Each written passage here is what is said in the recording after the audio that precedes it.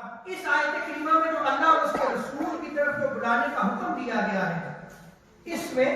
یہ یاد رکھ لیں کہ جو فرض نماز ہے، یہ مقام مصطفیٰ صلی اللہ علیہ وسلم بھی سمجھے کہ اگر بندہ جو ہے وہ فرض نماز ادا کر رہا ہے، رسول بلا لے تو نماز توڑ کے چلا جائے، اور اس وقت بھی نماز میں ہے، رسول جس کام پہ لگا دے وہ کام ختم کر کے آگے واپس نماز کا ہو، اسی حالت میں بعد اس کی ساری نماز وہ مکمل ہو جاتا ہے، کیونکہ وہ رسول کی اطاعت میں تھا، رسول کی اطاعت میں اس نے یہ عمل کیا ہے۔ اب یہاں پہ جو ہے وہ مفسرین نے لکھا ہے کہ جب کوئی شخص نفل پڑھ رہا ہو اور اس کی ماں بلائے اس کی ماں بلائے تو اس پر واجب ہے کہ وہ نماز توڑ کر ماں کے پاس چلا جائے۔ ماں جی کیا ہوگا؟ اور آج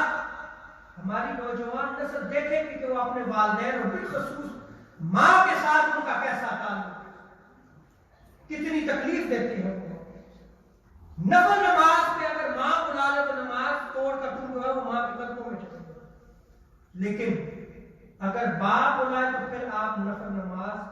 نہیں توڑ سکتے۔ امام مہدی نے حضرت مقبول سے جو ہے وہ روایت نقل کیا ہے، شعب الایمان میں اس روایت کو نقل کیا گیا ہے